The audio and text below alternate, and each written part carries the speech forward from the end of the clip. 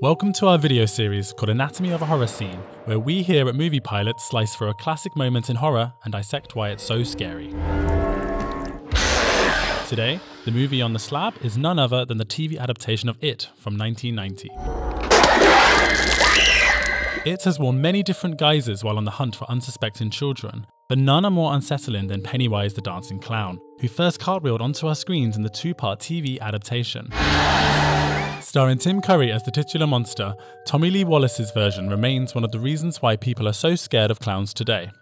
Bill Skarsgård is set to horrify audiences as Pennywise in a new movie adaptation of It, but Curry's portrayal of the creature still floats in our nightmares for good reason. Don't you want it? Join us as we cut through the horror of It's opening scene and explore why the death of Georgie Denbrough remains so terrifying all these years later. Be careful. Sure. The death of Georgie is arguably the most important scene in It, defining Bill Denbrough's battle against Pennywise.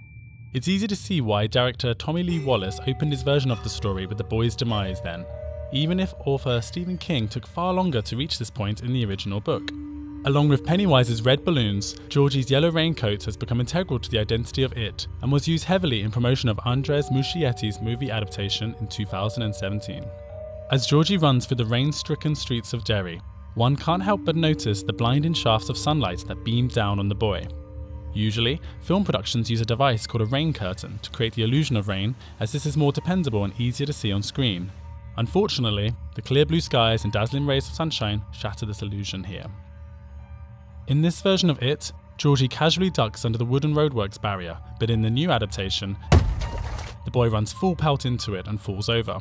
Not only does this collision make the audience wince, but it also explains better how Georgie lost his paper boat in the first place.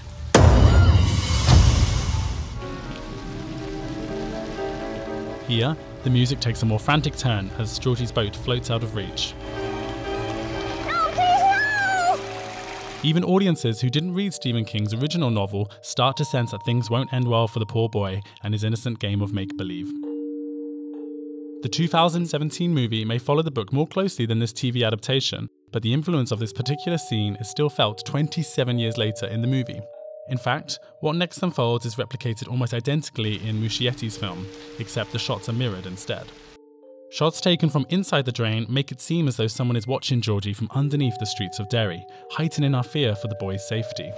Hi, Georgie. Before we meet Pennywise on screen for the first time, we hear his jovial voice rise up from the sewers. In some ways, this is more disconcerting, as his words float up from somewhere entirely unnatural. Aren't you gonna say hello?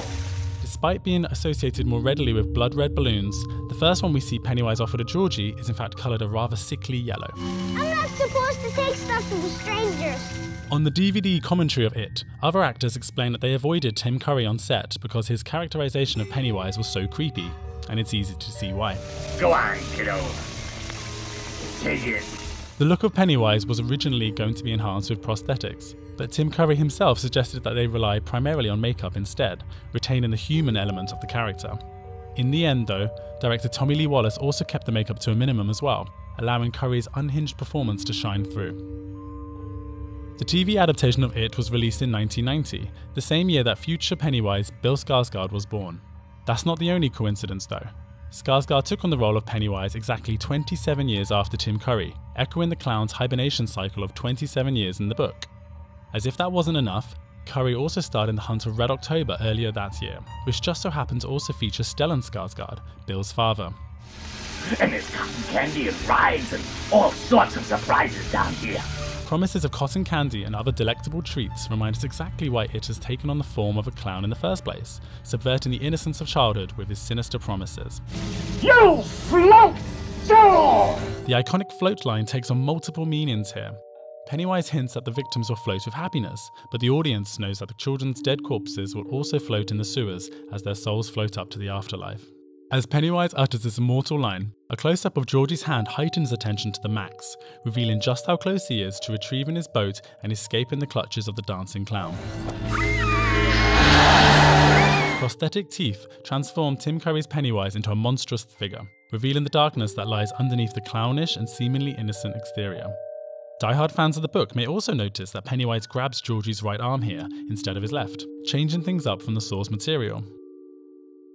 Georgie's death instilled claustrophobia in millions, so it's no wonder that Stephen King referenced it once again in the novel 11/22/63, when protagonist Jake Eppin visits the town of Derry, even meeting Beverly Marsh and Richie Tozier along the way.